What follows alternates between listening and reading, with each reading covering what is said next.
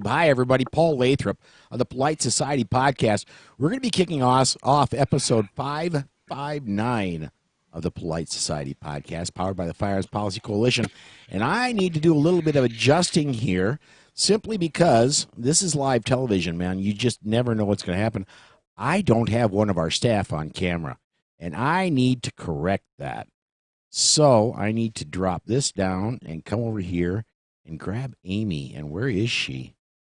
Amy is right there, and move her back, and now the gang should all be there. So, our guest tonight, when we get going here in just a minute, is going to be John Petrolino, and we'll be talking about New Jersey gun laws and the absolute, how do I put this? The absolute insanity of the government in helping the other side. So, let's see here. I want to. We've already got Dr. Adine is on already saying hey to everybody. Hey, Dr. Adine. Hey, We're John. going to go ahead and get started here, unless my staff has anything they need to do before we start recording the real show. I need to put myself into the notes. Oh, hey, I haven't even looked at that yet. And I'm not sure what Amy's doing, but she's like... She's waving. We can't hear you. No, Amy, we do not have audio. We see your hands, but we don't hear you. What did she say? Amy's been taking the sign language course. This is the sign version of Self-Defense Guns or Polite Society just Podcast. Be careful that sign language. That being a drill instructor in the Marines speaking with your hands. You're going to be number one in just a minute, exactly. Rob. That number one sign. Exactly. Mm-hmm. Her mute is we not can't hear you, sweetie. And it's not, I promise you, on my end, because I have her audio up and running, and she tested beautifully earlier.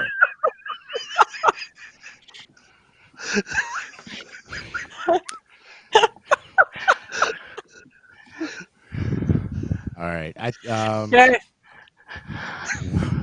where are we at in show notes here?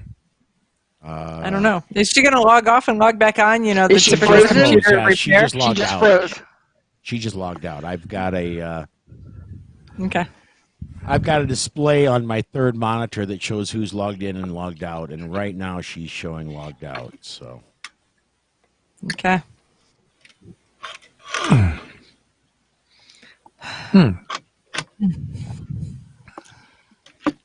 I'm trying to bring up my show notes here, folks. Everybody joining us live. This is live. This is a sausage getting made. Exactly. Can you hear me? Yeah, I can hear you. Okay, finally. All right. What was the magic, Amy? Who did you have to sacrifice? I just exited and came back. Got out the bigger hammer. Yeah, Amy, all right. Your audio is still really low, so really boom out. Okay. I'll talk louder. I'll talk louder. All right, folks. Should we kick off a show? Because we've got like tens of people waiting on us. Yeah. All right. We are going live. Could you just mute my phone? We're going to be recording in 5, 4, 3. Hey, gang, this is Masad Ayub from the Pro Arms Podcast. I'm here to remind you that our podcast is a member of the Self-Defense Radio Network, and I'm going to suggest you do what we do and check out the other podcasts at selfdefenseradio.net. Treat every firearm as if it's loaded. Never point a firearm at anything you're not willing to kill or destroy. Keep your finger off the trigger until you are on target and ready to fire. Always be sure of your target and what lies beyond it. Hi, and welcome to the Polite Society Podcast, powered by the Firearms Policy Coalition. We're recording this one on Monday, October the 5th, 2020. I'm Paul Lathrop. I'm Rob Morse, and in tonight's show, we'll talk with John Petrolino. I knew that name just a second ago, about special political treatment of moms demand action in New Jersey. I'm John Richardson, and we'll talk about Amy Coney Barrett on the Second Amendment. I'm Dana Lupher, and we'll talk about the buyers of the Remington Company. I'm Tracy Thronberg, and, well, I got to spend the weekend with Masad Ayub and Gail Pepin. Nah.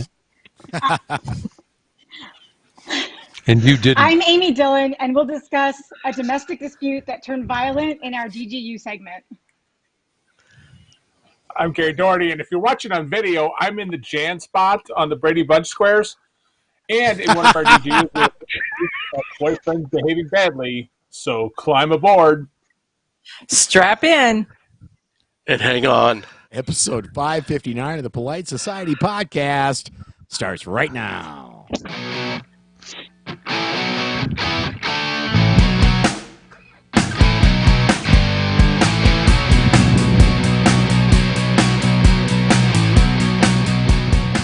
Okay, well, it's been a couple weeks since we recorded. I had an extended run last week, and we'll get to that a little later, but we decided rather than trying to sneak 2 recordings in a couple of days, we would just go ahead and let everybody rest for a week and come back this week.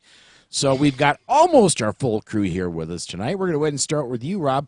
What's been up with you since the last time we recorded, bud? Wow. When people say they want to tear it all down and start over again, I've lived through that. I suggest you not do it. So I'm done with hurricanes, and I have power, I have internet, and my computer died again, of course, right after all that. I've finally got enough of my life back together again. My wife's office moved, employee moved, that I can talk to you guys and maybe start to write again. Thank you. It's a pleasure to be here. John, how about you?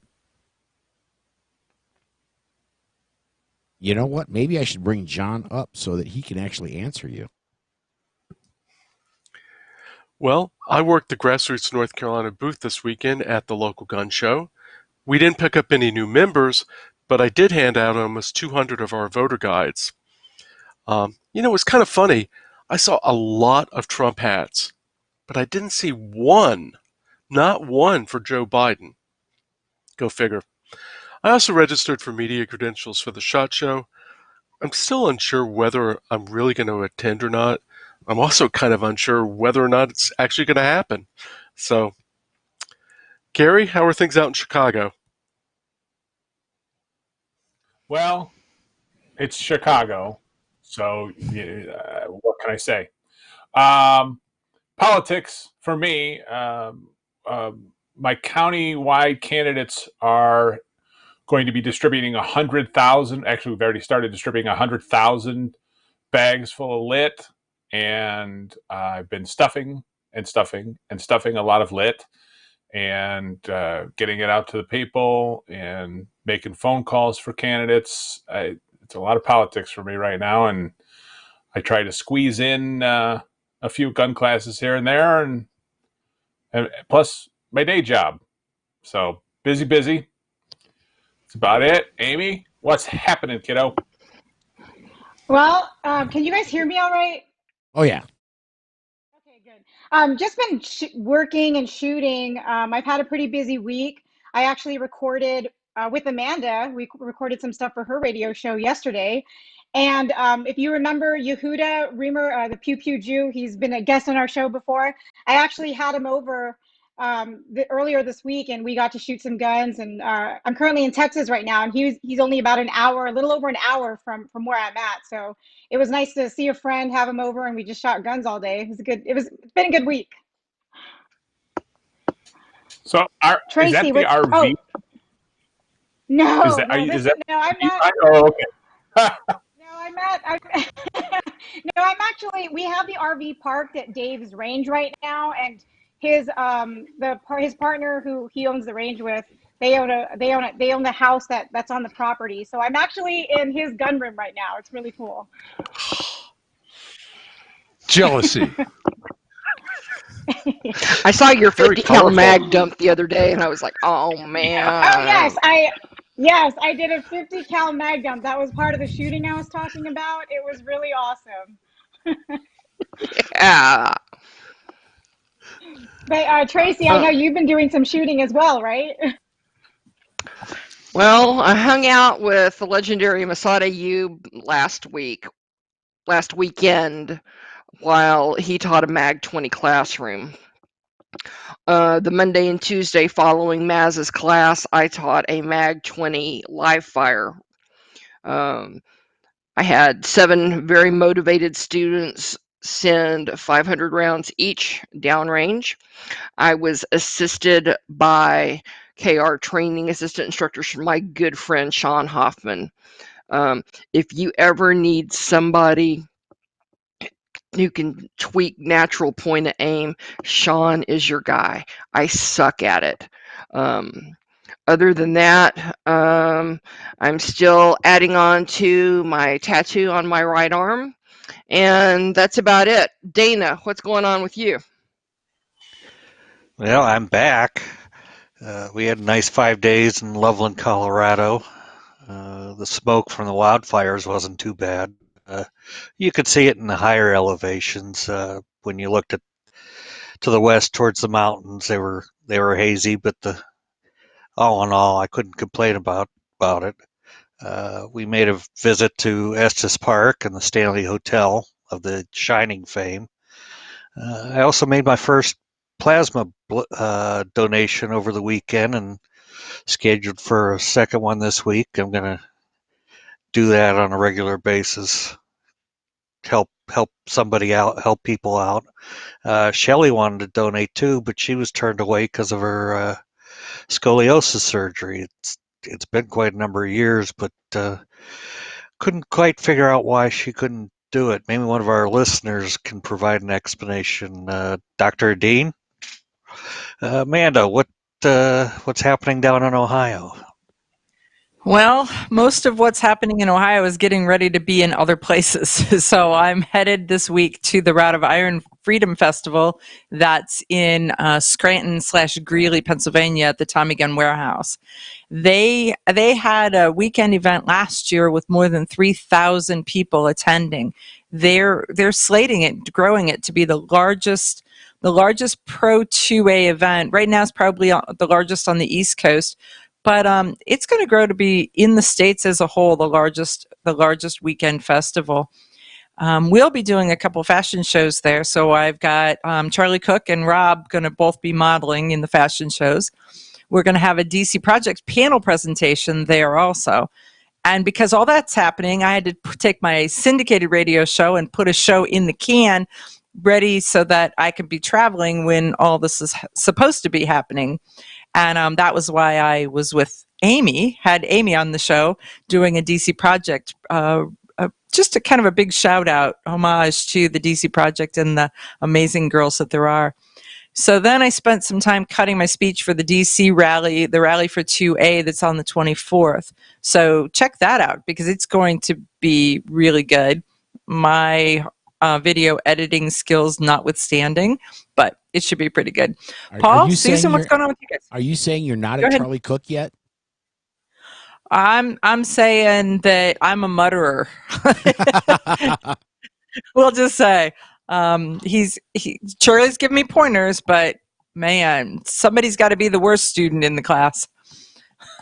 There you go. So I guess that leaves Susan and I. Susan has been working. I've been, we go back so that people can actually see me. I've been doing, as I mentioned, I did a long run out to, where did I go? I don't even remember where I went last time, but it started Denver and then I went out to New York and then I did down to Kansas City and then back home. And so I was gone for 10 days and got back. I have been doing a lot of preparation for a couple different things. One I cannot talk about, one I can, and that is coming up. I'm going to be doing the live video production for the Rally for Our Rights in the end of October. And coming up the 24th of this month. Don't do that, Amy. And Who's typing? Stop.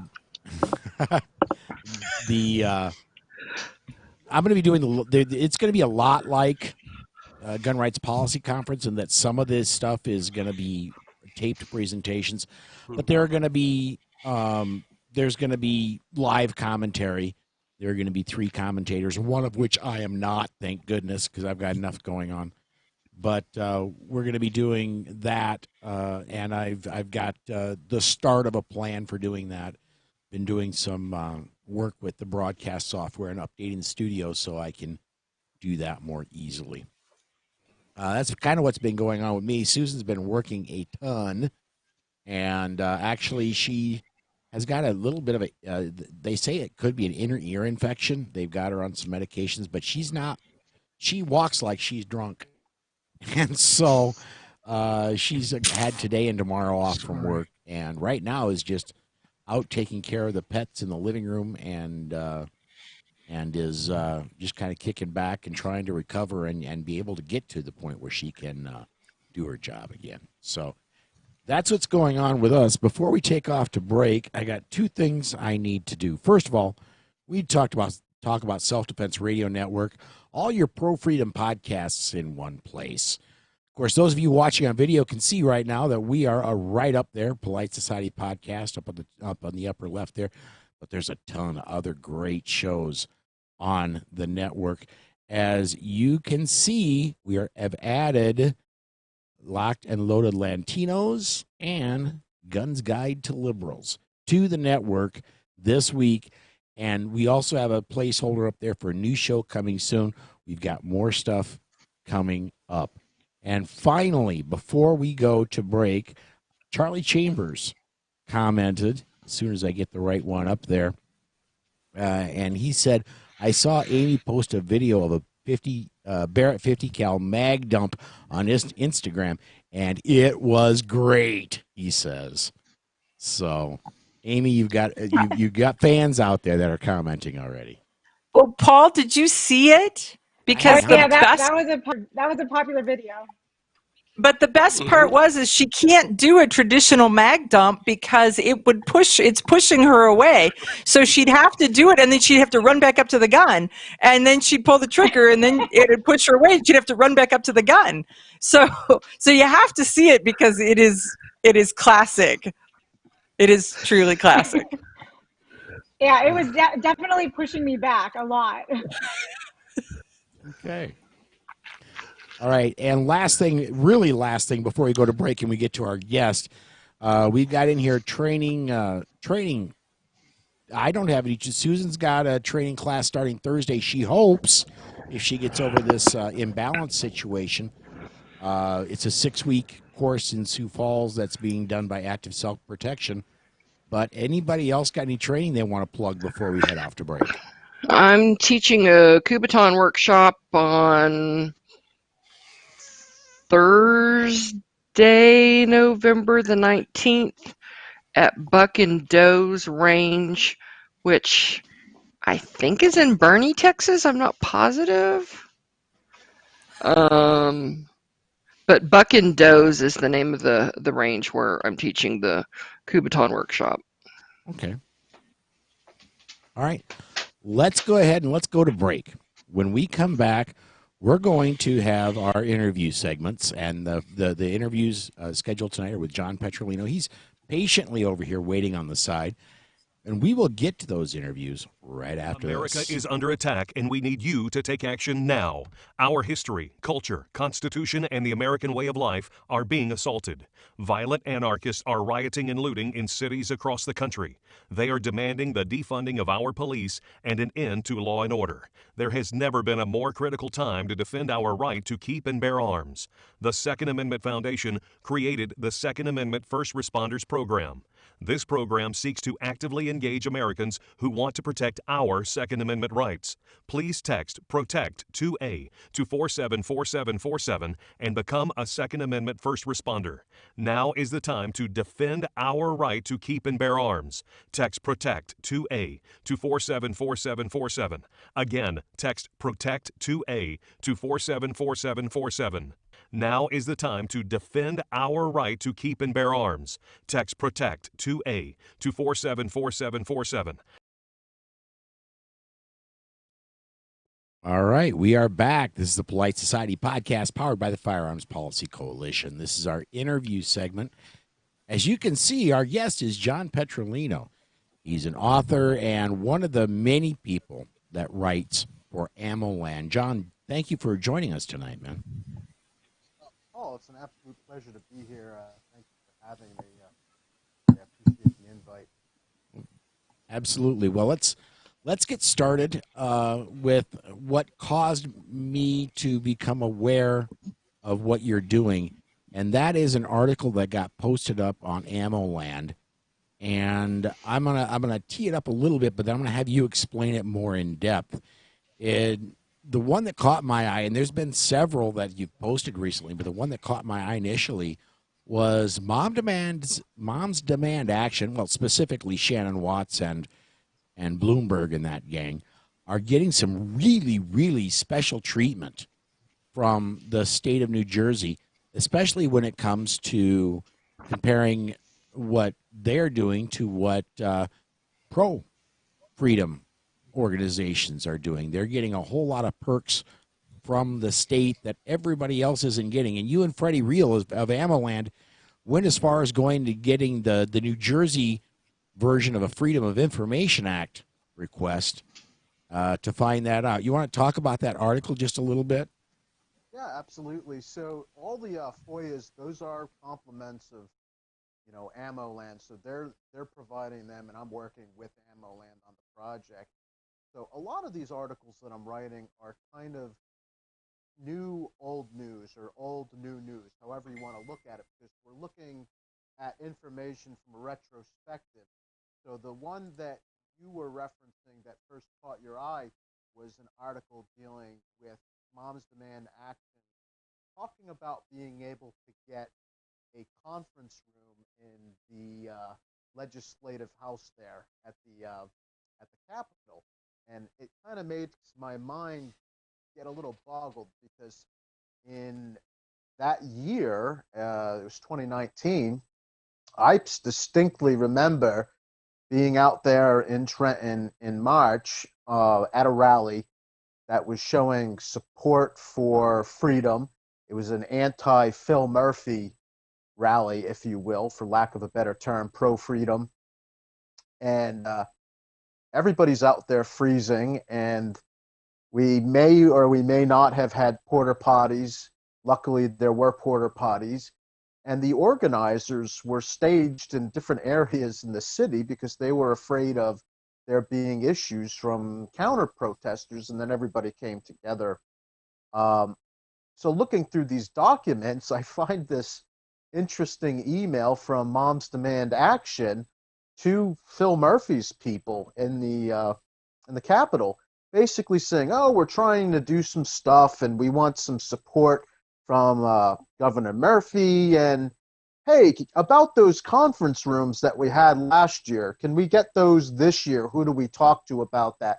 So right there is an admission of, this group is able to get that which we cannot, which is preferential treatment, number one. And number two, a captive audience with the governor anytime that he wants. And from that article, you can dive right into the actual request. So the documents that I reference are there for any reader to read, and you could read it for yourself. And there's a lot of very interesting stuff in there. And there's interesting stuff in there that I didn't even cover yet that some other writers even commented on, saying, and I remember David Kodria had made an off-the-cuff remark like, well, I wonder about this thing. And I was like, well, I haven't gotten to that yet because the documents, they kind of keep on coming. So that was the first piece that you and I were discussing. Okay. All right. Well, I'm going to go ahead and I'm going to open this up to my team because I've got stuff going on in the background, but I've got a bunch of great interviewers that are on my staff. So I'm gonna go ahead and open this up to anybody, and I'll be in the background quietly doing my thing here, guys. John, we've heard about special interests writing legislation and then submitting it to legislators. Isn't that virtually what happened here? So in that case, that one case, that was just like getting the preferential treatment. There was another article that I had written, and I was talking about the. This one was on Giffords actually, and Giffords had sent out an email to who knows who else got this email. Governor Phil Murphy's office got it for sure, and it was not even a full 24-hour cycle post the tragic events, that the terroristic shooting in Parkland, from that individual. And they were that morning, I believe it was 8 a.m. Don't hold my feet to the fire. It's all in the article, saying, oh, by the way, an extreme risk protective order would have stopped this. And as we were talking to your staff the other week or whenever it was, this legislation would have stopped the Parkland shooting, which everybody here on the panel is well aware that an ERPO was not needed to stop the Parkland shooting. What was needed to stop the Parkland shooting was proper police work and actually following the laws that we already had. So Giffords had sent out their whole plan on ERPOs to Murphy's office, and a few months later, guess what became law in the state of New Jersey? ERPOs. And that's basically what we're seeing. So you are correct that it seems like these groups are pretty much dictating up what laws need to be written, and it's almost verbatim what they say. And what's interesting, since details matter, the Parkland shooter had the police called to his house some 54 times. School agencies were aghast that someone had tried to mainstream him back into a high school, saying that's not where this kid belongs. He threatened his parents and his brother. And now it almost seems like the government agencies that failed us are promoting disarming citizens so that they won't be held accountable. Do you think that's one of the reasons the New Jersey politicians were so eager to write this legislation? I have no doubt in my mind. Well, I can't speak for all of them. The Murphy administration 100% is an anti-freedom administration. Phil Murphy has no love or admiration towards gun owners or the Second Amendment at all. Don't forget that this was the guy that said that the Bill of Rights and the Constitution was above his pay grade. And in one of his pressers, he even noted that, less guns is to his liking rather than more guns. So, and most of the progressive agenda in New Jersey with our politicians absolutely is an anti-freedom, anti-gun agenda, where anything that could be done to disarm the public, they will do. And these ERPOs, and you see the stories popping up all over the country for sure. Already I know of 2 instances where ERPOs have been used as a weapon against somebody, or used improperly, where there was no actual threat that needed to be stopped. So I agree with your sentiment. Well, I guess, John, you know New Jersey politics better than I. I'm asking about motivation, in the sense that New Jersey is gun control central, and yet we don't see crime rates falling. We see them accelerating. And are these gun control, are the rationalizations for gun control and the gun control activists just providing cover for more failed policies that lets governments off the hook when they fail to protect us? It might be both, really. I do think that they will hide behind the screaming moms in the red shirts, and it makes it easy when You don't have the teal shirts, right? We need the teal shirts there pushing back at the red shirts. And the politicians, they just are flat out anti-freedom. And I think any way they can usurp our freedoms, they will. And to your point about maybe the motivation, sure, this helps justify, but it's so much failed policy. I mean, if you look at the case after case after case and the revolving door justice system, and as was pointed out, crime is not really going down in New Jersey. And right. we have some of the most dangerous cities in the country, Camden, Trenton, Newark. These aren't happy places. We're starting to get comments coming in on social media. And I would encourage anybody watching this on Facebook or on YouTube to comment, and we'll get your comments in on the air if they're relevant. And Kevin Sona, one of our frequent commenters and a good friend, Kevin says, that's New Jersey for you. I love and miss my home state, but I could never go back. Right. So, yeah. So John, I'd like to, first, John, I want to say thank you to you. I don't know how you don't have your craw full as you sit and try to read through this stuff. I have to walk away because it makes me want to play the music for Psycho in the back of my head. So I have to, I know where my limitations are. I have to go walk away. But the fact that you're willing to sit and read through all of the stuff and ferret out these nuggets of information that allows you and others to act is greatly appreciated. And so when you see things like the demanding mommies and their special treatment, what can we do? You know, what recourse do we have?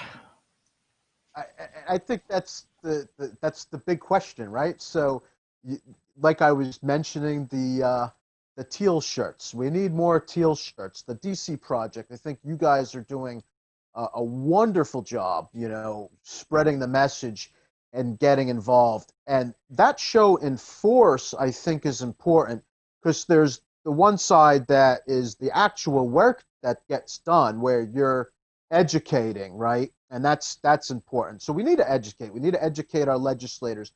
That's provided that they want to listen. And in a state like New Jersey, we've had state representatives go on the record saying, well, I've gotten 200 or 300 comments saying don't vote in the affirmative for this legislation, which was an anti-freedom legislation related to guns, and not a single person said in support. Is like, well, I said yes anyhow. My vote was yay. They just is a complete disregard for the Constitution. So what can we do? I think that's more work like this, bringing up the hypocrisy. I think that definitely needs to happen. And John? Yes, sir. Yes, sir. John, you remind me of something I saw that was local, and politics is local. It's one thing to protest in Trenton. What I wonder if a bunch of teal shirts outside your representative's office back home gets covered by the local newspaper, the local news stations, and that's where your representative feels it. Well, here's an interesting thing. Let me kind of interrupt. One of the things that I found out was that if there is a protest and it is counter to whatever you believe or you think, because we had, I don't know, one of those mayor groups or one of those came through with this bus and they had a protest. It was canned. It was absolutely, the entire protest was in the bus.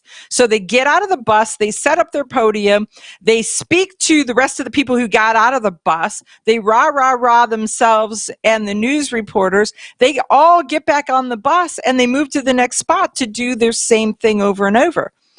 It wasn't like they came and brought a rally and locals came to it. But I found out about it And so at lunchtime, I made up 2 signs, called my girlfriend, and we went to that event. We were the only counter protest, and we got as much press time from the local news as the protest did. And so the answer is, when they're showing up, you just have to show up and make it obvious that you are not with them. And they will cover your message. We've just done a really bad job of that. Though I have to say, my boss was like, "What are you doing?" "Oh, I have to go to a protest. I'll be right back." I have to go to a political protest. Here's my sign. It was exactly in the middle of the day. That was I had to go out to shipping to get the cardboard to make the sign before I could leave to go to the protest. These are my heroes. I was working, and then I went to the protest. All right, we are going to step aside to break. When we come back, we've got one more segment. John, I haven't even asked yet. I hope you can hang out for one more segment with us. Oh, absolutely. All right. Folks, we're going to step aside to break. When we come back, we'll have more with John Petrolino right after this. This portion of the Polite Society podcast is brought to you by the Armed Citizens Legal Defense Network. If you carry a defensive handgun, you need protection from the aftermath of prosecution.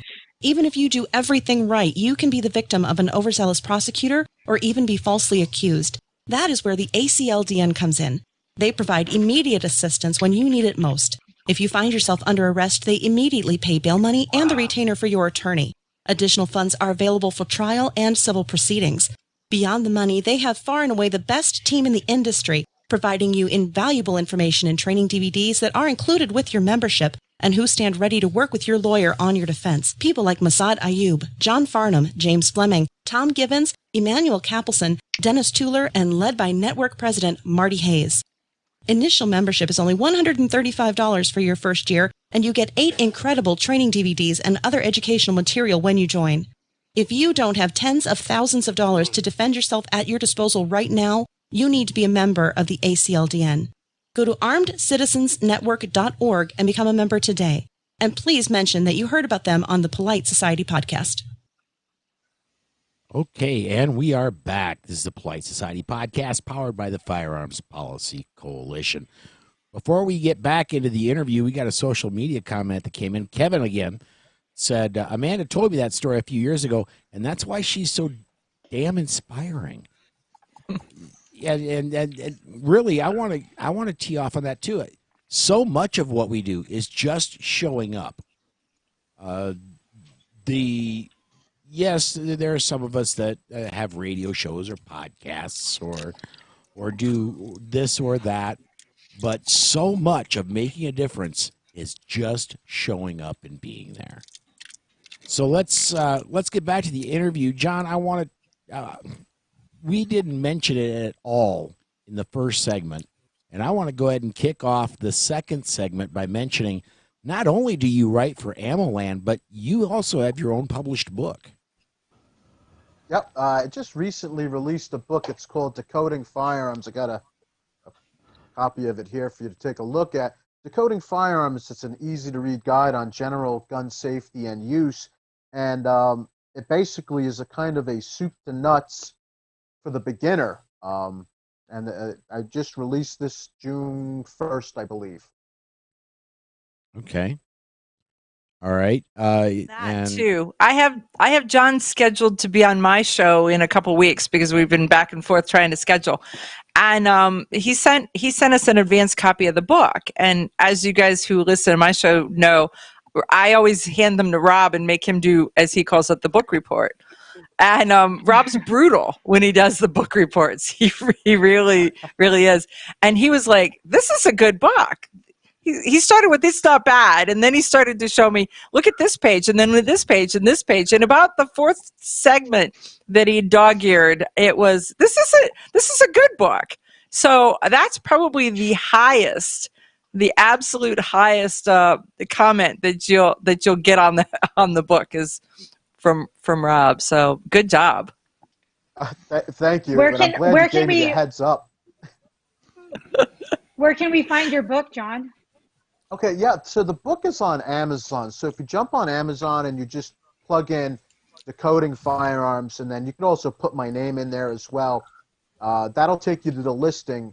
You could also go to my personal website, which is johnpetrolino.com, so www.johnpetrolino.com. And on the website, there's a whole section there that is dedicated to the book, so you can read about the book, and there's some reviews on there as well. And also on the website are links where I try to send readers to some of the articles. So the work that I did with the Moms Demand Action articles and stuff with Ammo Land and anything else that I've been working on, I kind of throw up on the website as well. Why did you write that book? Was it, I'm going to teach a class and the material I wanted, or, this bothers me, let me explain it to myself? You're writing a bunch of book reports for yourself, and you go, well, if I don't know this, other people, what are the particulars? So I was working on my own class. I wrote my own class. I wanted material I felt there was a void in the training that's out there, so I wanted to write my own class. So I wrote my own class, and while I was writing the class, I was also working on editing somebody else's book, and his book covered, gun law and some safety. And of course, as I'm working on his book, I'm like, well, I would do that differently. I'd do that differently. And so I finished writing the class, and I said to myself, well, I should write something for my students. And I was kind of thinking like a handout or some sort of a pamphlet.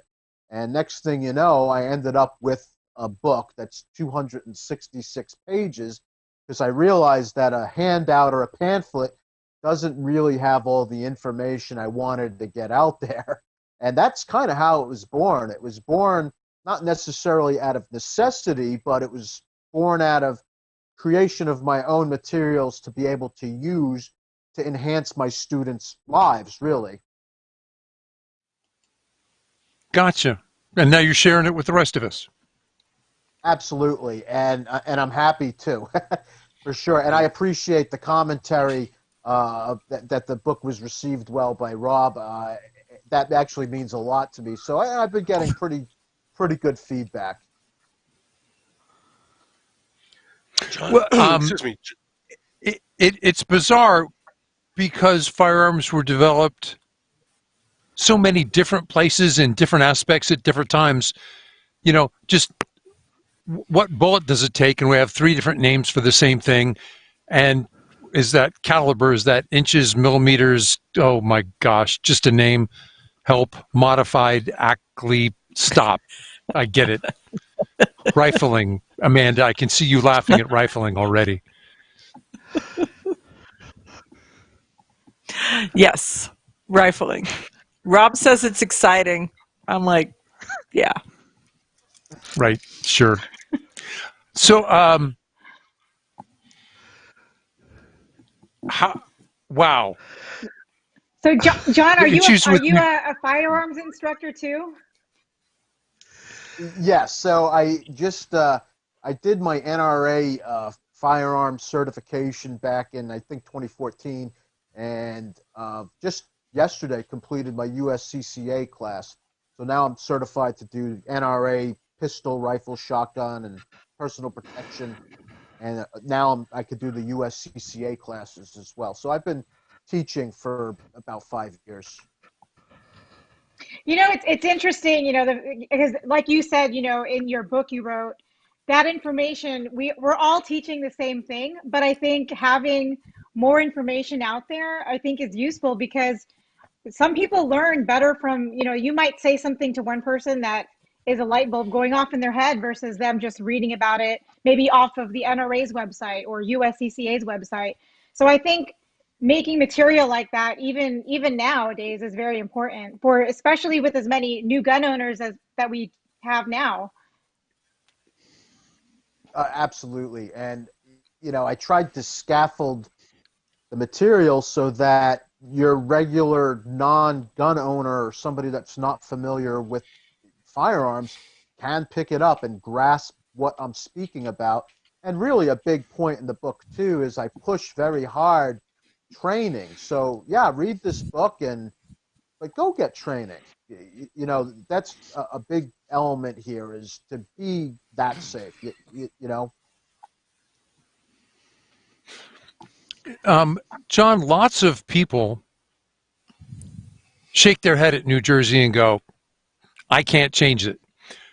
Whether they can or not, that becomes a self-fulfilling prophecy. If you don't do something, nothing will change. You decided to try and change the political climate, at least to make it much harder to take our individual rights in New Jersey. What motivated you to do that? Why did you get off the couch rather than just say, it's hard and I can't change it? The advocacy in New Jersey, it's kind of funny because everybody has a different analogy for this, and you know, one of them is the frog in the pot, right? And we're trying to get, they're trying to take our rights away. And so how do they do that? They slowly turn the heat up on the pot as you boil the frog. The frog doesn't know it's getting boiled, right? And that representation of our rights being stripped from us systematically.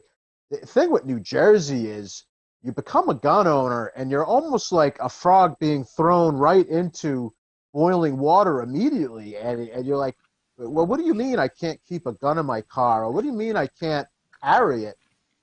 So for me personally, it just kind of snowballed very, very quickly. And what made me want to be part of this was just outrage. Like, these are our rights. And I remember many, many years ago when I was 21, I went to my local police department and said, look, I'd like to apply for a concealed carry permit. They said, you can't. I said, what do you mean you can't? I said, it's my constitutional right. And the lady behind the desk said, not in New Jersey, it's not. And I was like, wow, that's really where I'm living. I had no clue. And your average New Jerseyan probably doesn't know that at all either. So for me, it was a little bit of outrage and a little bit, hey, we need to slow this down and stop it the best we can. And here's the other thing. It's going to steamroll across the country. If you don't stop it and keep it in New Jersey, guys, it's going to come at you. And you could see Pennsylvania's turning purple. Look at Virginia. We don't need to talk anymore about that. So these state organizations are so important. So in New Jersey, we have ANJRPC, we have CNJFO, the Coalition of New Jersey Firearms Owners, NJ2AS. These are all groups that we have to work with in the state of New Jersey to kind of just hold back the dam the best that we can. So, and that goes the same for your states, wherever everyone's at. Support those organizations, and I highly recommend adopting a state. So if you live in a fairly free state, maybe adopt Massachusetts, New Jersey, or New York and say, you know what? I'm going to join New York State Rifle Pistol Club. I like what they had going on with the transport case, because let me tell you, once it gets out, it's going to come right at you. John, even Texas needs help. Exactly. No state. I can't think of a state. Well, okay. No, even Arizona. There are violations there too. No state has a true respect for the Second Amendment. It's always a battle. I'm sorry, was that external? Did you just hear a voice from on high? Did Paul wake up? Paul, did you just sober up and join the podcast? I don't know about sobering up, but see, he's not. Okay, so he joins it. There was an admission. I hope we have it on recorded. Thank you, John. Thank you, Paul. Good correction. Yeah, you mentioned you went through a USCCA class for Train the Trainer here recently, and I want to throw a plug in for one of our former on the air people, Grant Gallagher. Usually does those. Did you get to interact with him? Yeah, Grant Gallagher was my training counselor, and what a phenomenal guy, and what a great organization he's built for himself with Scott Shot. And Grant was great. So Grant, if you're listening to this, I hope you are. You did fantastic. I really loved working with you. And if Grant's not listening, people tag him in this so we get him back in the fold. There you go. Well, we got about 2 minutes left in the segment. Other than there were other articles you sent for links to me. The one we talked about extensively, of course, was the outright help that the governor's office was giving the anti-rights crowd. Were there any others that you want to highlight, that you want people to go check out at AmmoLand? Absolutely. So there was one that was dealing with our COVID-19 situation, and an email went from Moms Demand Action to Governor Murphy's office about how gun stores were still open. And I think the quote read something to the effect of, not only is this a problem because more guns are being sold, we don't want more guns sold, but they're spreading the COVID. Has the governor thought about this and shutting down gun shops, basically? And 2 or 3 days later, all the gun shops were shut down in the state. They emailed the governor's office, and the gun stores got shut down. And it took litigation, threat of litigation, Second Amendment Foundation, ANJRPC, NJ2AS, and these groups constantly hammering on, specifically Governor Phil Murphy and the things that he does. So that was really something to take a look at. And if you go to AmmoLand, you can just plug in my name, and I've got a profile, and there's all links to the articles, and it's the most 5 recent articles. There's the Giffords one, Moms Demand Action, talking about their mission statement. That one also talks about how Moms Demand Action is now looking into police reform. So wake up, people. Not only do they want to take our guns, they also want to reform our police. So all those articles, you can go ahead and grab them right off the page there. And for people that are watching the video live, or if you're watching the video later, there is a link for John's book in the comments. I popped that in there here just as we started the second segment. But we are running clear out of time, John. I want to thank you for joining us tonight, man. Thank you for having me. Everybody, you're all fantastic. I really enjoy the show, and this was an absolute pleasure to be with you. Very cool. Folks, we are going to step aside to break here. We've got news to get to. We've got a lot of other things to get going, so we're going to step aside to break. When we come back, we'll get to our news segment right after this. This portion of the Polite Society podcast is brought to you by The Complete Combatant. The Complete Combatant is designed for a broad base of citizens that range from students that don't own a gun on up to advanced students that train often.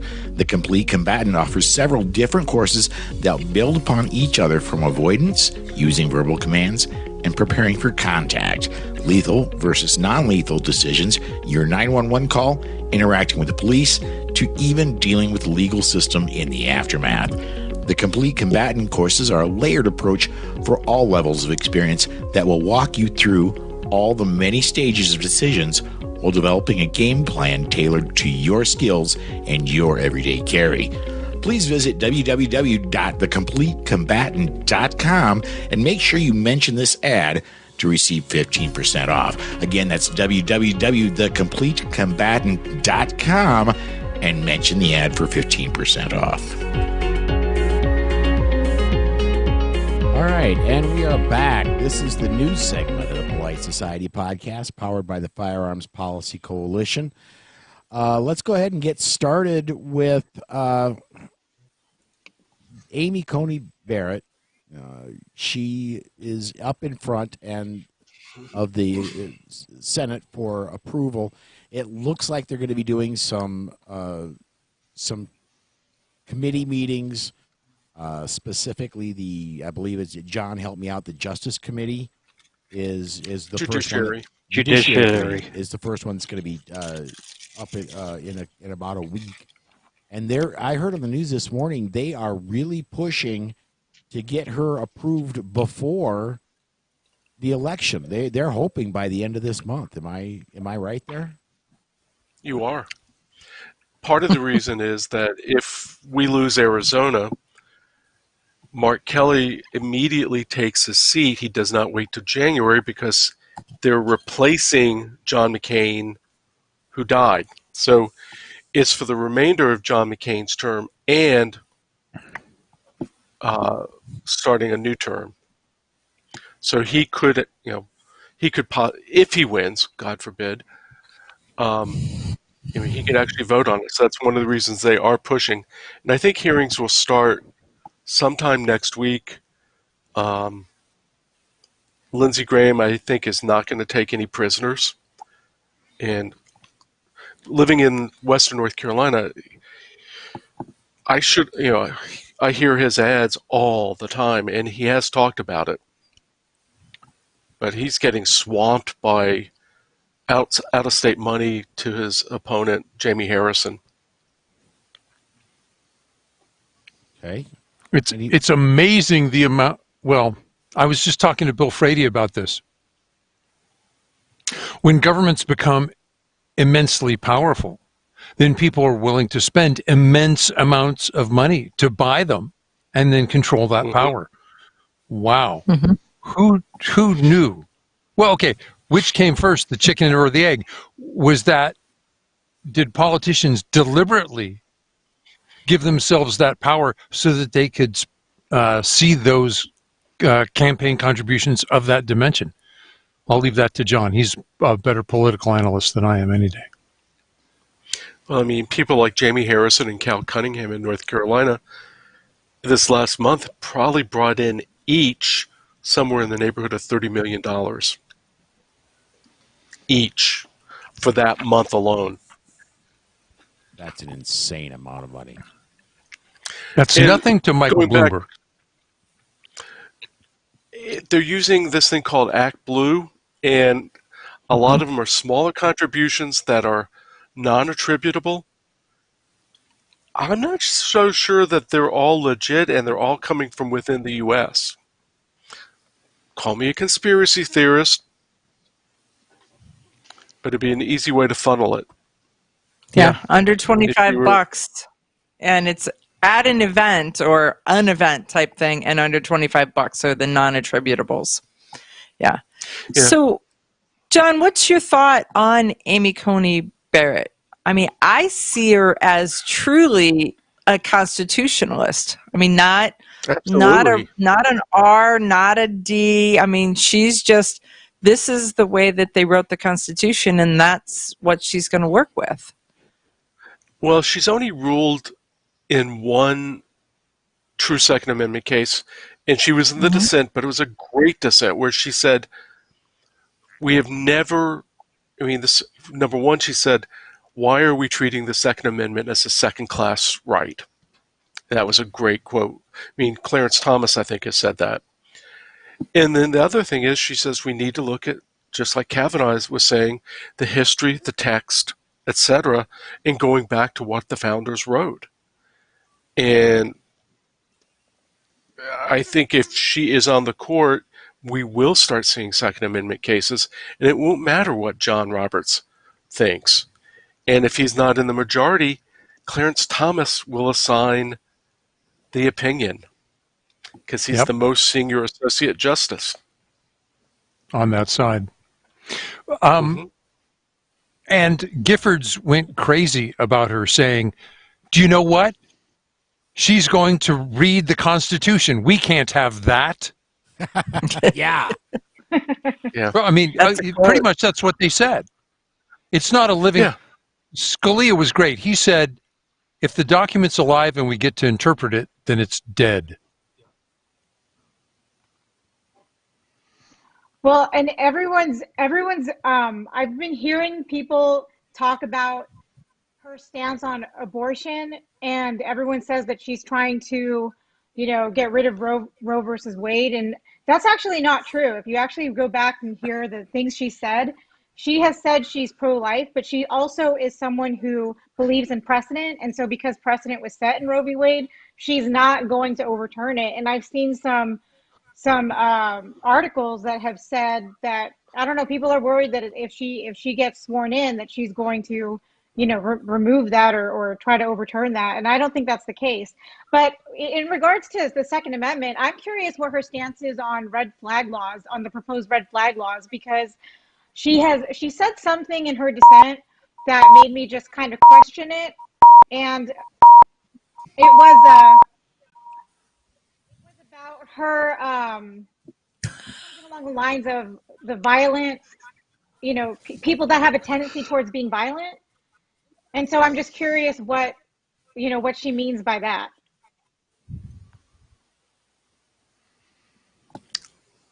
I don't know. Well, and the one thing that has been very well publicized, at least it's caught my eye more than once, is that she said, just because somebody is a felon doesn't mean they should have their Second Amendment rights taken away permanently, especially when you come to a nonviolent felon. And I'm paraphrasing. I don't have an exact quote, but that really, really encourages me that she, on the Second Amendment front, if she is that close to my own opinion, I am all for it. We are getting more comments. Kevin again, and anybody, not just Kevin. Kevin, keep commenting, okay? Kevin Sonic. No, be quiet, Kevin. We like having your comments in, but other people jump in here too. Kevin Sonic other says people. she's an originalist, in my opinion, and yeah, I would agree with that. Yeah, if that's the case, then she is 100% against red flag, as written, because they're a direct violation of the Constitution. I don't think that's ambiguous. And that's because your rights are taken away without you actually facing your accuser, without evidence being presented in a court of law. Right. That's right. Without due process. Due process. Yeah. It's. I mean, that one's too strong. I just can't believe even Kavanaugh, who I sometimes worry about, would waver on that. Yeah, on the other hand, yes, I get you. That the notion of we'll collect the guns now and worry about the law later doesn't really work, because too often later never arrives. Now we're in an arms race. It's who can fund the most lawyers. Yeah. Okay. Want to bring up another, because we've kicked around this one for almost 7 minutes now. We've got other news stories we need to get to. Remington bankruptcy apparently is complete, and a whole bunch of Remington's assets are no longer Remington. Looks like, looking at show notes here, Ruger purchased the name Marlin. Vista Outdoors purchased Remington Ammo. They've already got Federal, CCI, Blazer, Spear. Round Hill Group gets the Remington firearms business. JJE Capital, the owner of Palmetto State Armory, acquires DPMS, H&R, Storm Lake, AAC, and Parker. And Franklin was successful in their bid for Bushmaster. Sierra Bullets gets Barnes Ammunition. And Sportsman's Warehouse got the Topco brand. Yeah, that figures. So the bankruptcy process worked as designed. Bad management was replaced. They broke up the assets. The shareholders got perhaps the best deal they could. John, do you have a different take on that, or? Shareholders got nothing. Well, yeah, Creditors but that's got money. Yeah, that's what Remington had done to itself. I mean, am I wrong in thinking that they threw over the commercial market time and again, and then weren't there to enjoy this recent surge? They didn't. Well, they had stopped making ARs, and the pistols they made were not the pistols people wanted. Right. About the only gun that they had were their shotguns that people were looking for self-defense. You could tell what the most valuable part of the company was the ammo, because that went for about $81 million. Vista not only got the ammo plant out in Arkansas, they got the trademarks. And so Round Hill paid only $13 million for Remington itself, but they have to license the trademark Remington name from Vista Outdoor. Oh, wow. Ruger probably will keep Marlin as an independent division. Much of the like Bushmaster, you're basically getting the name. Same with DPMS and some of the other stuff that, excuse me, JJE got. Tapco they had shelved for a while. That'll work well for Sportsman's Warehouse. They can bring back stocks and stuff like that and sell them. They've got a retail chain to sell them in. But I mean, it truly is a story. I mean, this will be a case study at Harvard Business School of how not to run a business. Yeah. Yes. So, exactly. So John, what does Round Hill own before it owned Remington? I mean, that's not a name I'm familiar with. That they are an investment group. Nobody knows too much about them. Originally, they were reported as being a property group out of Virginia, which was in error. The documents from the bankruptcy court list them as being in Fort Lauderdale, Florida. The Outdoor Wire and the Shooting Wire said that they also have they're investors. Supposedly they're gun enthusiasts.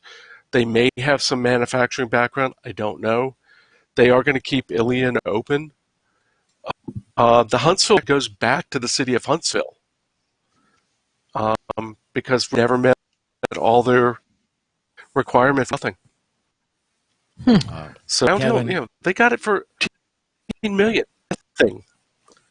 Kevin comments on social media. Speaking of Remington, what happens to para ordnance? They'd already killed that. I'm telling you, there's some really good patents in the para ordnance, but para was gone, and that was a shame. Yeah. Well, I think Round Hill may actually get it because it got the non-Marlin firearms, is the way it was specified. Well, that would be cool then, because para has potential. I think they killed it for, yeah. Yeah. I love my para. Me too. Which one do you have, Gary? Action. Me too. 1445. It's my carry gun. Yeah, me too.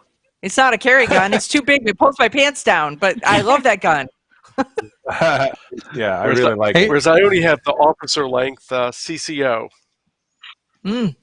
I'll say this. There are, I think, maybe 2 people in the entire country, and this is very indicative of what happened to Remington. There's about 2 people in the entire country that carry an R-51 as their carry firearm. And I think I personally know one of them, and I think Amanda's going to pop up in about it. I have one on my kitchen table right now. You use it to spread butter? No, but it's sitting on my kitchen table. Here's the amazing thing about the R-51 is when they tell you that you're shooting and you should be able to feel when your gun locks open, feel that shift in it. Right. That R-51 is the gun that I use to teach my students that feel, because that gun is balanced so well that you can teach a novice what it feels like. Okay. Paul, do you want to jump down to the Rittenhouse story before we have to get out of news? We got 3 minutes left. Yeah. Kyle Rittenhouse, the defender in Kenosha, Wisconsin. His attorney, Eldon Wood, demanded an apology from Vice President Sleepy Joe Biden after Biden posted a video talking about Rittenhouse and calling him a white supremacist. Rittenhouse's social media has been scoured. There's no indication of those leanings anywhere. In fact, there's in-person testimony about what he was doing at the BLM rally that contradicts that. So following the Adam Sandman triumph over CNN, that's the guy who was standing, the kid from the Catholic school was standing there grinning while some knucklehead beats a drum in his face. Biden might want to act immediately and declare a defeat. A liberal suit cannot be far off, and winning the presidency would not protect him from a civil lawsuit. Ladies and gentlemen, do you have any comments on that? Yeah, Well, I know the Sandman. Go ahead.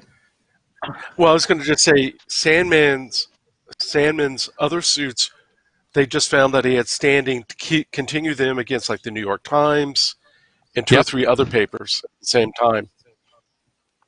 Yeah, John, part of the suit in that case, or part of the settlement, means that no one knows how much he was paid. That makes it harder for the other defendants to go, oh, am I being... they don't know how to fall in line, do they?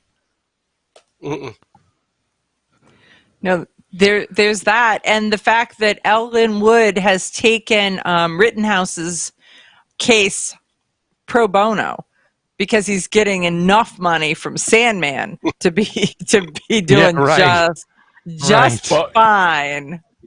Right, Rob. He did the Sandman case, so he knows how much it was. That's right. He knows. Wow. Isn't that's fascinating. So the lawyer who knows what the settlement was has a huge advantage in going into the next case. Yeah. He knows that CNN settled for, I don't know, $10 million. And I like it. Interesting. Thank you, Gary. The rumor on the street is that it's add another zero. Whoa! To that number. Yeah. Yeah. Well, Gavin college McInnes, tuition taken care of. Yeah. Gavin McInnes, who is the co-founder of Vice and also one of the founders of Proud Boys, is also threatening a libel suit because of the debate incident at the debate accusation and labeling Proud Boys as white supremacist and Nazi, and when you look at the membership of Proud Boys, there are all races included there, so that may be added to the list of suits coming. And is that Vice like Vice News? Vice News, the Vice Network on cable. Wow! Oh wow! Okay, so he's got enough horsepower to make that stick. Connected. I like that. Yeah. I think I saw a picture. I was going to say a picture with Maj Touré. Yes. Yeah. That was exactly what I was going to say. Hey, Paul, are we going to jump to a news segment now? Yeah, we need to run. We're going to be, we are already way late on the show. I thought the music would help, but, hey, we're running about 15 minutes late on the show. It's good. Just heads up, folks, it's going to be more than a 90-minute show. We're going to take a break now, though. We're going to go off and we're going to come back and get our DGU segment out of the way, and we'll be right back with that right after this from Concealment Solutions. This portion of the Polite Society podcast is brought to you by Concealment Solutions. Jason Christensen makes the most comfortable inside the waistband holster on the market, bar none. The Black Mamba. Some of the other products offered are the Sidewinder outside the waistband holster and Python gun belts. Every product that Concealment Solutions makes has unsurpassed craftsmanship that shows in the fit and finish of the product. Visit concealmentsolutions.com to view all of the products available, and you can get 10% off your order when you enter the promo code POLITICS in the promo code box at checkout. That's concealmentsolutions.com.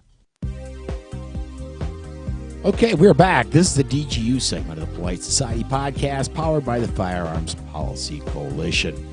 These discussions are not legal advice. Some of us are trainers, but this is not formal training, and you need formal training.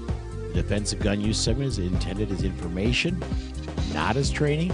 As always, the opinions of the hosts are only their own opinions and not those of any sponsors or other affiliations. I need to reach over my right shoulder here and turn that off because that was just getting annoying. It was porn music. But anyway. I'm telling you. What was that story? What was that saying, Amanda? Something about brown chicken, brown cow. There you go. There you go. Brown chicken, brown cow. I don't know. Yes, okay. That's the first time I heard that. I guess I'm Good too catch. naive. All right. Before we get into DGUs themselves, I want to get one more comment from Kevin. Kevin, man, you are just killing it tonight. The R51 is a beautiful gun, but it doesn't work. LOL, Amanda, you may have the only one that works. So auction it off, Amanda. We should be able to get millions for your kitchen table once we clean the butter off it. Now that we've driven the show totally off the rails, let's go ahead and get into DGUs. I'll take our first one here. This one comes out of Toledo, Ohio. Toledo police received a 911 call for a person shot just before noon. As we have stated in the past, home invasions are not a one-person job. When officers arrived, they found two people who'd been shot inside the house. Two armed men entered the residence and attempted to rob the occupants. One occupant, 24-year-old John Hawkins, shot both of the would-be robbers. One attacker was taken to Toledo Hospital, where he later failed the room temperature challenge. The other intruder was treated for non-life-threatening injuries. Toledo police later updated the story. There was a third robber who was also injured. Both he and the wounded accomplices are facing murder charges. The injured suspect is 17 years old, but is going to be tried as an adult. Now, we don't have a lot of details on this one, but I want to mention that in almost all states, if you are charged with a crime and there's a death involved in that crime, whether it be one of your co-conspirators or somebody who happens to be there, if there's a death in that when you're committing a felony, you can be, and in most states will be, charged with murder. And I love that. I love that criminals cannot get away with 3 or 4 of them banding up to go invade a house, and if one of them happens to die in the process, you're going to get charged with murder, and you're going away for 30 years to life. Anybody else want to comment on that one? There's not a lot in there to comment on. Well, the normal number of people involved in an assault is actually 3. Because remember, getaway drivers get rolled up into that. So the thought of it'll start hand to hand and maybe I can run away and get my gun, you don't have time. Not even close. So to all those new gun owners, you got it for a reason, and it was a good reason. This is a typical encounter. We don't get an engraved invitation that says, by the way, I hope you're free at 3:15 this afternoon because you'll need to have your firearm with you. So carry it. You need it. Amen. And there's more of these that are happening in your house because a lot of us carry when we leave home. But do we carry at home? 1/3 of the assaults. Yeah. Or is it more of a case of, honey, where did I put my gun? Right? Where did I leave it? Ow. Good You're point. hearing it. Well, and let's think about it in terms of modern, speaking of modern, meaning this year, since March, a lot of us work from home now. And we're going to be home a lot more often. Well, the problem is it's pants on, gun on, and I'm not sure you're wearing pants, Paul. Okay, all right. Challenge accepted. We have to lower the view on that camera because I still don't know. We just saw the bottom of a T-shirt. Okay, no. At the judges this point will. in time, I am indeed wearing pants. Jump up in the air next time, Paul. We need it. Well, Dana? you don't need a concealed carry permit as well in order to carry it home. And that's good point. You can now be states. armed in the office. Yes. Mm-hmm. And the office. Yeah. So,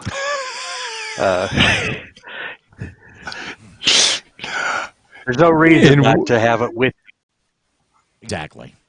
And you don't need pants to carry. Yeah, get a shoulder holster and go around in your next. In your Rob, save us. In what appears to, I thought those were black robes only worn by judges. Jeez. It looks really good on you, Gary. You rock it. In what appears to be another case of boyfriends behaving badly, a 43-year-old man drove about 50 miles from Roundup, Montana, to a home in Billings, Montana. The time was 4:20 in the afternoon.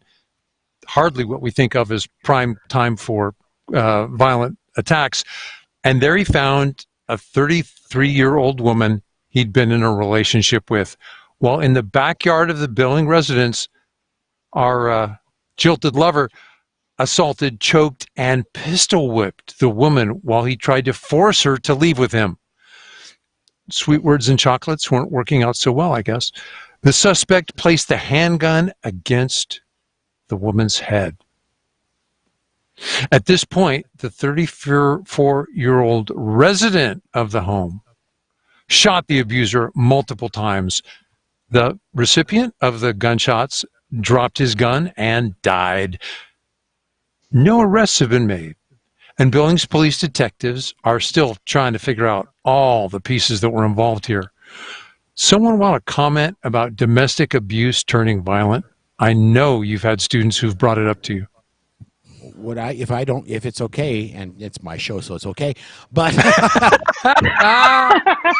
let's take about all wins. I want to bring up one other thing before we do. I have taken training, and I have done hostage rescue shots in multiple versions of training. Those are not easy shots. No. And good on this gentleman for multiple hits on a bad guy in a hostage situation. Mm-hmm. Paul, why did he wait? Right. Yeah, there is that. There's a gun. It's being used. Rob, go. Right. It's a lethal threat. I want to suggest that this is an easier exercise for you to perform for yourself. This is how it was done with me. Put up a moderately sized target, maybe a 8.5 by 11 sheet of paper stapled to the normal cardboard target, and now you back away from it. Walk toward it. Whenever you can make that shot, take it. And anticipate in your mind that it's a hostage shot. That's someone holding your loved one. So misses are lethal. And it's not when you've had a chance to practice and shoot it a dozen times. It's do that as one of your first exercises at the range. Now, not everybody gets to walk toward a target. Maybe you have to move the target toward you. Okay? Some indoor ranges have moving targets. That's still better. But put that pressure on yourself and learn from it. Because what's critical is that you know what you can do. Regardless, whether it's Gary can maybe do that shot at 100 yards and I can only do it at 15. So you need to know. Amanda, you're shaking your head. I'm in agreement. Yeah. Go ahead, Gary. Make sure you know what distance you can make that shot before you have to. You know, we all train at the range, know what that, and I would suggest starting any range trip cold. Do that. Yeah. Then you know what the answer is. The other thing this explains the lack of population in Montana if you have to drive 50 miles to get a woman.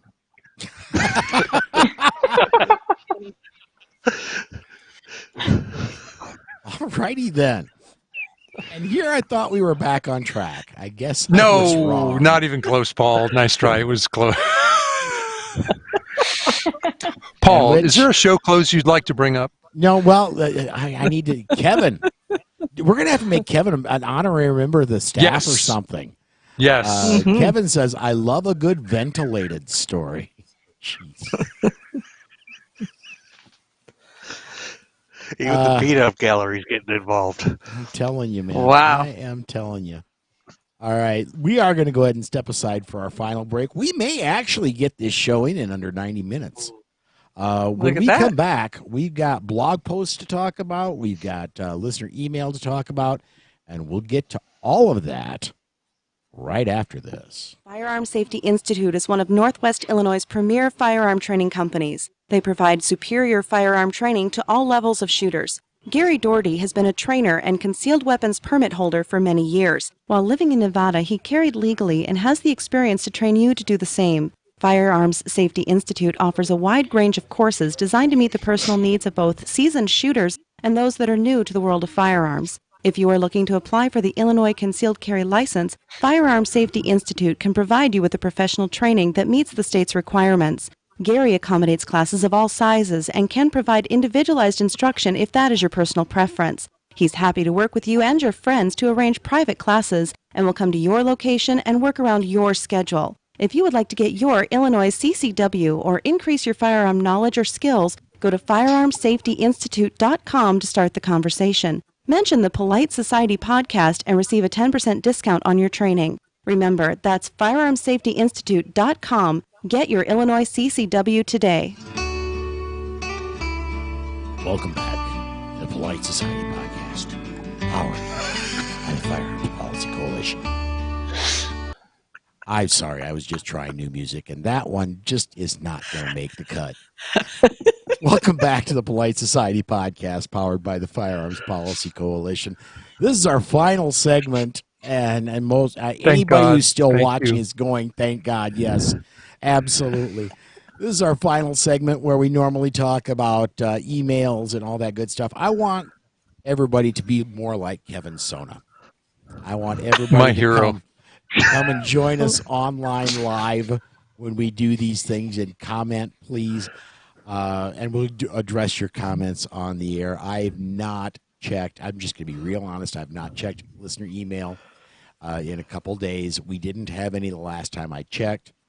If you do want to email us, it's on air at politicsandguns.com. And when I get it checked, we'll put it in the queue and we'll get it discussed on the next show. Looking at show notes, I see some editing has happened. I'm guessing, Rob, there's nothing new at Slowfax because of the constant issues you're having with internet down there. I just got reliable internet a few days ago. I've got something in mind, and I know it takes you a while to edit this, but I'm not willing to claim I've already written things I haven't written yet, Paul. I'm not that good. Believe it or not, and everybody who listens to the podcast should be aware what you're getting on podcast is exactly what happens on the live feed. I don't edit anything unless somebody drops an F-bomb. And even then, I may accidentally let it slip on purpose. But, so no, we're recording this Monday night. It is 7:27 p.m., and it will be released on schedule at 6 a.m. Tuesday morning. So, no. John, have you done any writing it? Your blog, Only Guns and Money. Well, actually, I have. Tell us about it, please. Well, Michael Bloomberg's illegal mayors just added another mayor to the roster. Rochester, New York Mayor Lovely Warren was indicted Friday on 2 felony charges of fraud related to campaign monies. You know, I've kind of lost track of how many of these mayors have actually been indicted or gone to prison. In other news, also unfortunately dealing with fraud, Judge William Campbell in the U.S. District Court for Middle Tennessee found that the NRA donor suit had standing and can go forward.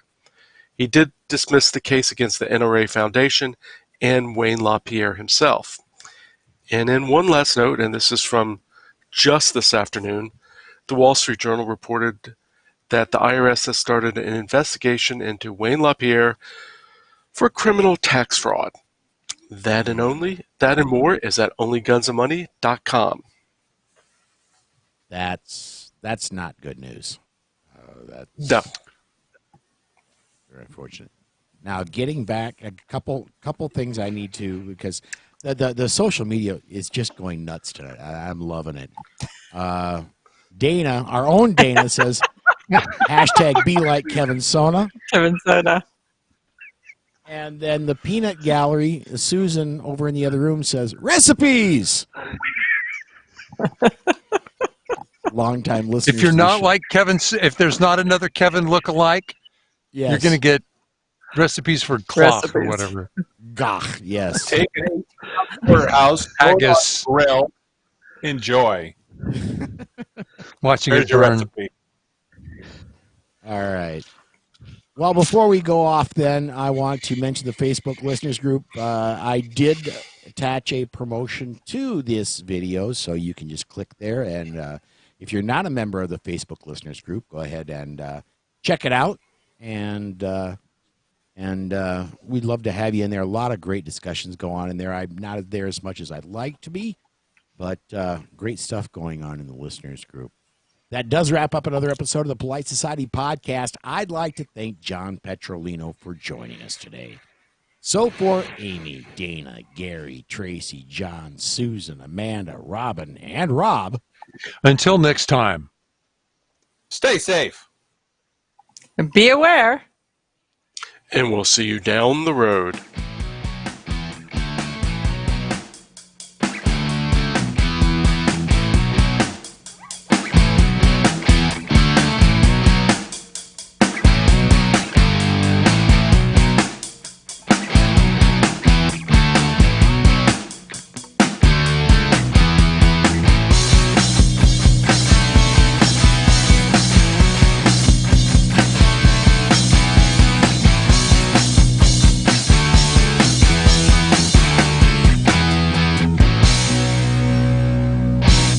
The views and opinions on the show you just heard are those of the host and the guest and are not necessarily the views of any sponsors or other affiliations. But hey, not everyone is as smart as we are. Okay, we are clear of recording, and I'm going to go ahead and shut the stream down. Thank you, everybody, for watching, and we'll see you in about a week.